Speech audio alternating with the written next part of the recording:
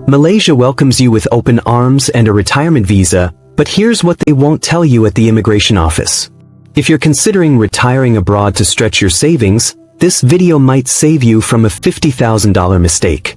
Because what looks like paradise on paper has 5 hidden traps that caught even the most prepared retirees off guard. And by the end of this video you'll know exactly how to avoid every single one of them. Trap number 5. Your health insurance becomes worthless the moment you need it most. Meet Richard, 67, from Melbourne. Nice guy. Spent his whole career as an engineer, did everything by the book.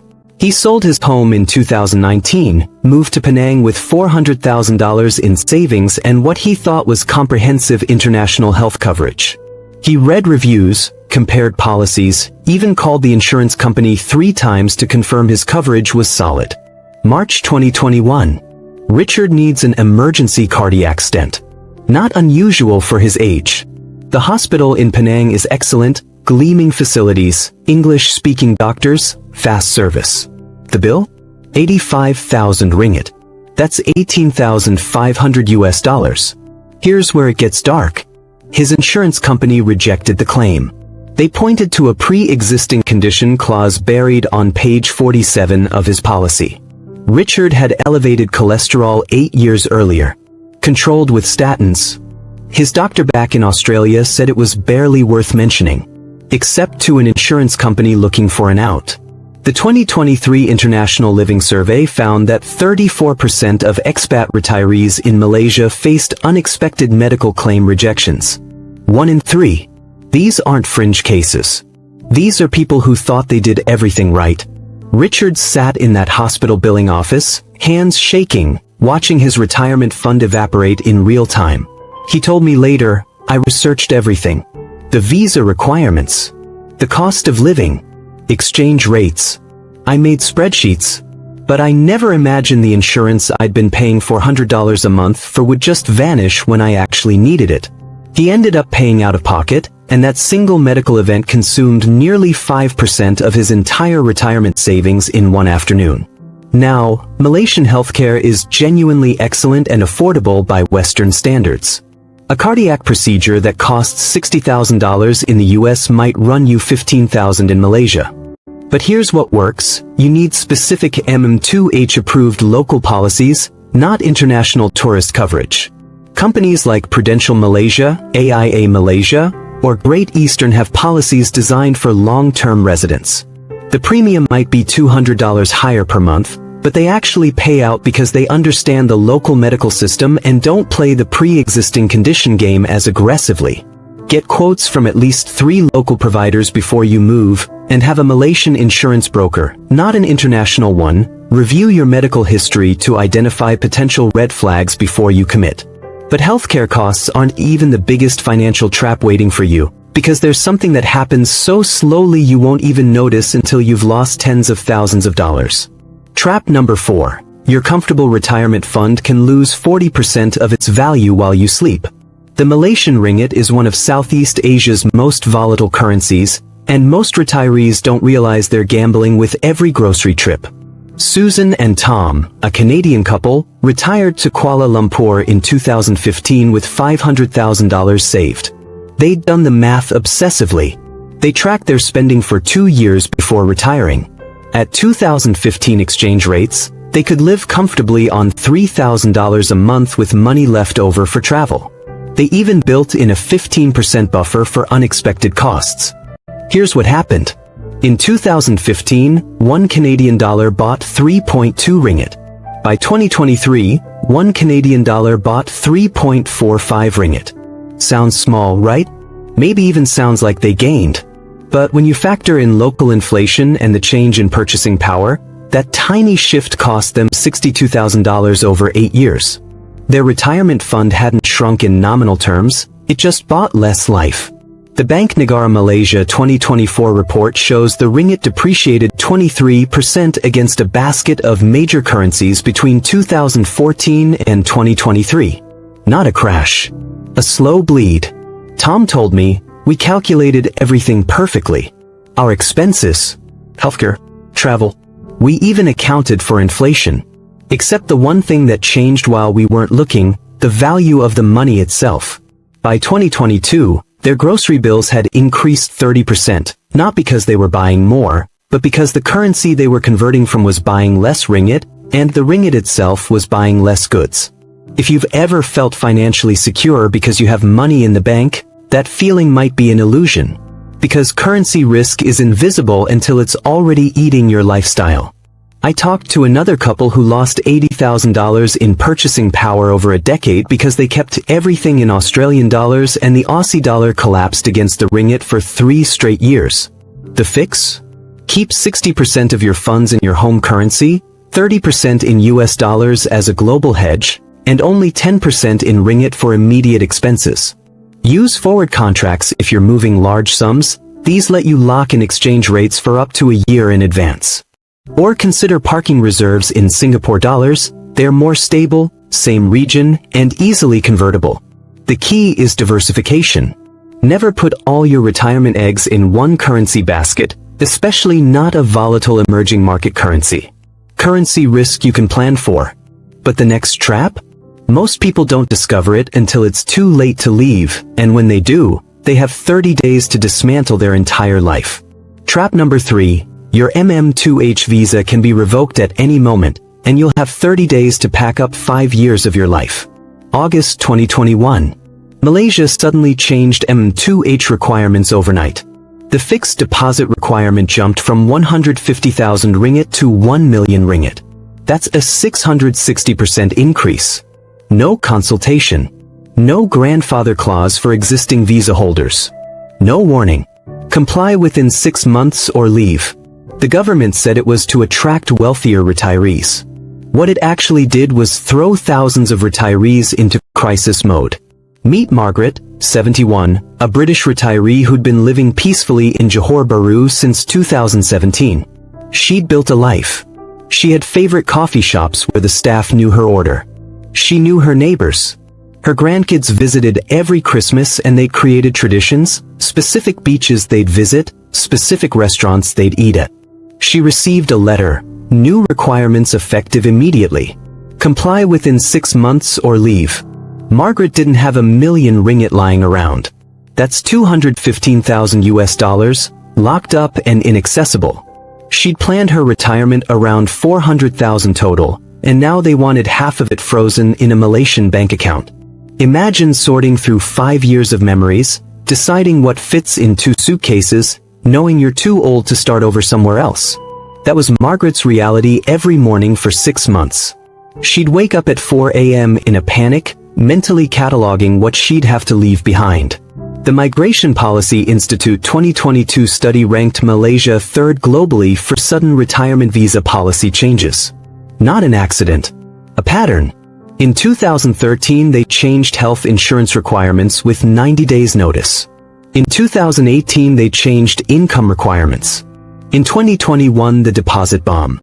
The Malaysian government treats MM2H like a revenue lever, not a stable immigration program. Margaret eventually crowd-funded $40,000 from family to partially meet the new requirements and negotiate an extension. Her daughters set up a GoFundMe. Friends from her old life in Manchester chipped in. But here's the twist. Now she's trapped by the money keeping her there. Can't access it. Can't invest it. It just sits in a Malaysian bank earning 1.5% interest while inflation runs at 3%. It's not retirement savings anymore. It's ransom. You came for freedom, she told me. You got a golden cage. The alternative? Always maintain a Plan B residency. Keep a property in Portugal or Ecuador. Or at minimum, maintain a property in your home country that you rent out. Never burn all your bridges. Have a backup visa application ready in another country. It sounds paranoid until it's not. But here's what shocked me most. 67% of retirees who leave Malaysia don't go back home. They escape to Thailand, to Vietnam, to the Philippines. But because they're avoiding something even darker about Malaysian retirement life, something that has nothing to do with money or visas. Trap number 2, you'll have a beautiful home, perfect weather, and nobody to share it with. Loneliness in retirement abroad is the silent killer nobody talks about. And Malaysia's expat community has a dark secret hiding behind all those sunset photos on Instagram. David, 69, American expat. Former corporate VP of a tech company in Silicon Valley. Divorced. 2 adult kids who rarely called even when he lived in California. He thought retirement abroad equaled adventure. He bought a villa on Penang Hill with genuine ocean views. The kind of place you see in Architectural Digest. Infinity pool. Floor-to-ceiling windows. 3 bedrooms for guests who never came. After 8 months, David realized he'd had the same 3 surface-level conversations with the same 3 people for weeks. How's the weather?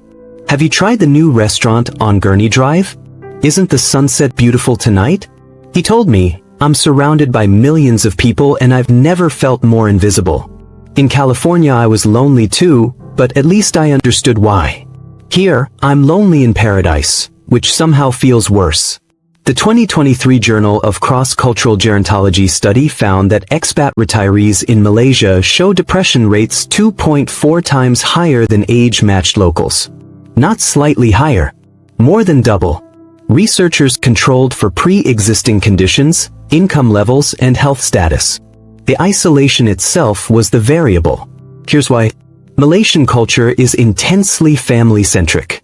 Locals socialize through multi-generational networks. Sunday dinners with 15 relatives. School pickups that turn into coffee with your cousin. Festivals with your neighborhood where everyone's known each other for 30 years. Solo Western retirees don't fit that structure. You're not hostile. You're just outside the pattern. It's like trying to join a book club that's been meeting for 20 years. They're perfectly nice to you, but you don't get the inside jokes, you haven't read the same books, you don't share the history.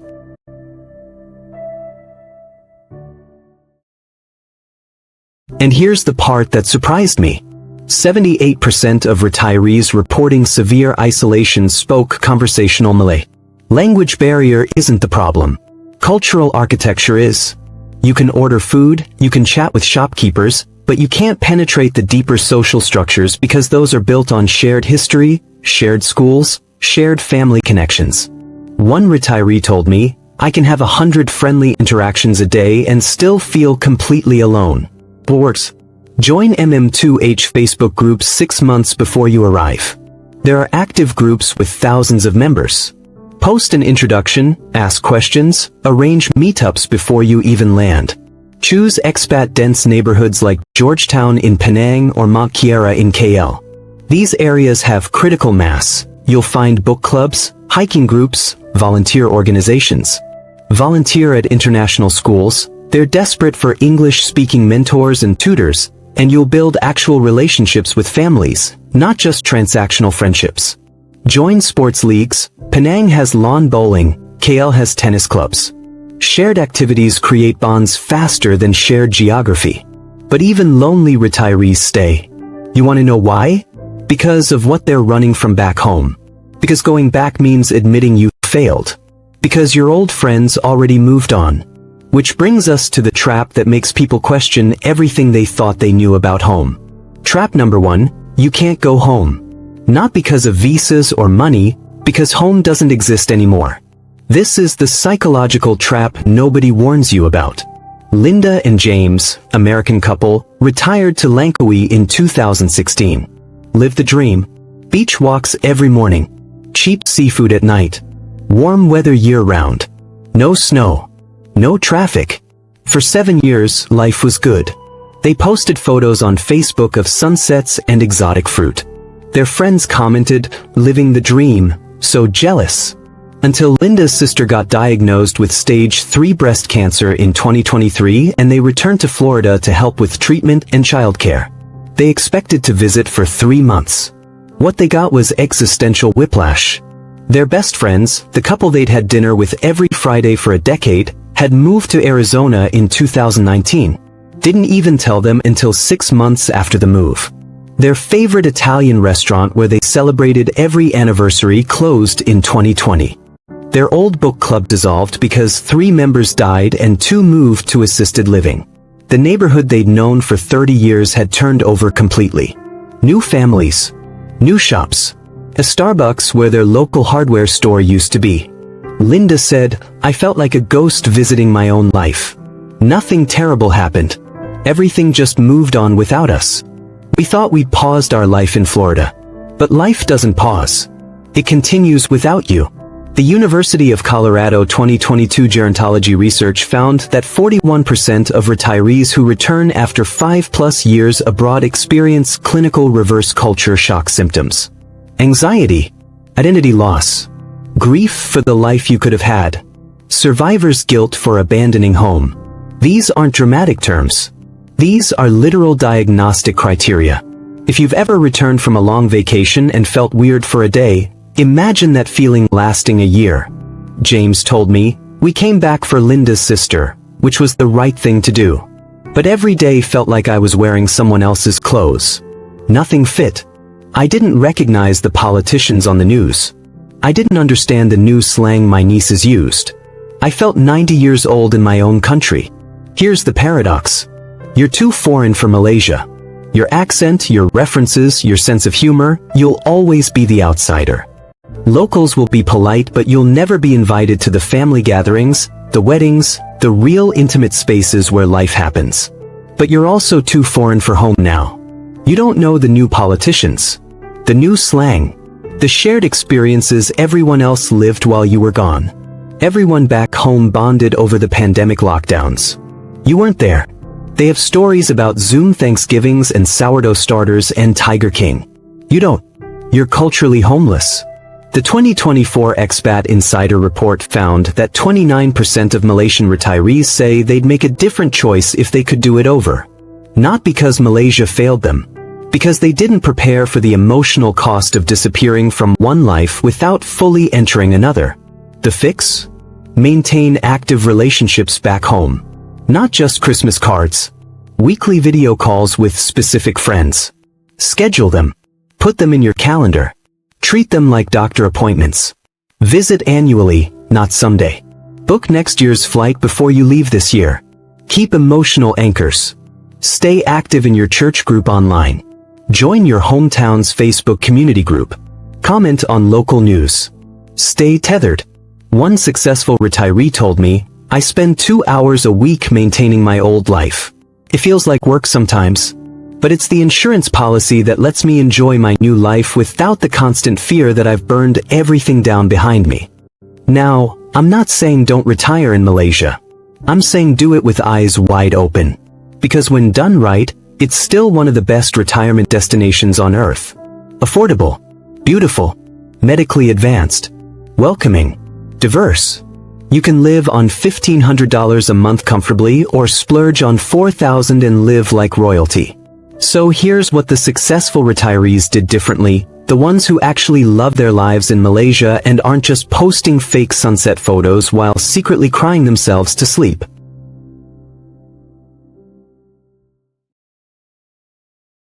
The 3-year test. Don't sell your home for 3 years. Rent it out. Rent in Malaysia first. Keep your escape route open. Patricia, 65, did exactly this. She kept her condo in Seattle, rented it to a tech worker for $3,000 a month, and rented a place in Penang for $800. Year 2, she realized Malaysia wasn't for her. The heat was oppressive.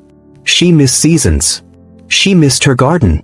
She still had home equity to pivot to Portugal. No financial catastrophe. No shame. Just a life experiment that gave her clarity.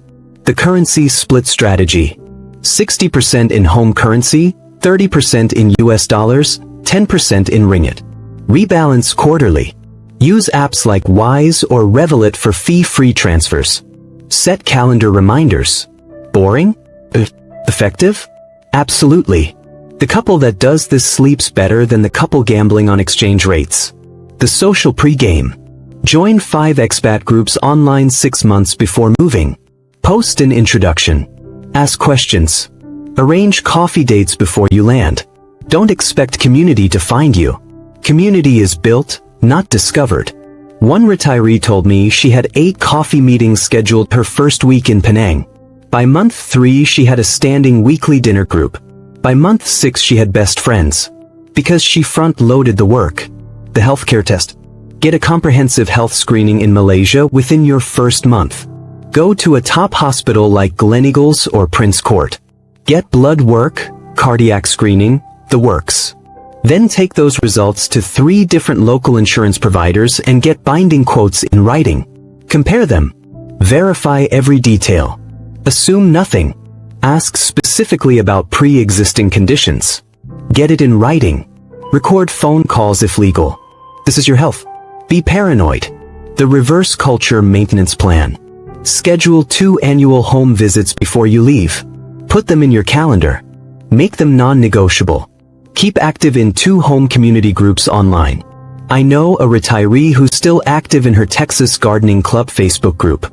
She'll never garden in Texas again. But those relationships keep her anchored. Your past self needs a lifeline to your future self. It's not romantic. But romance doesn't matter at 2 a.m. when you're in a hospital alone, or when you realize you haven't had a genuine conversation in 3 months, or when you wake up and can't remember why you thought leaving everything behind was a good idea. So here's the question keeping me up at night. Would you trade 5 years of adventure and uncertainty for 20 years of comfortable predictability? Or is the biggest trap staying exactly where you are, wondering what if until it's too late to do anything about it? Drop a comment right now. Adventure or security? Let's see which tribe you're in. And if you've already made this move, Malaysia or anywhere else, what's the one thing you wish someone had told you before you bought that one-way ticket? Your comment might save someone else from your mistake. Because retirement isn't an ending. It's the plot twist. Make sure it's the one you actually want.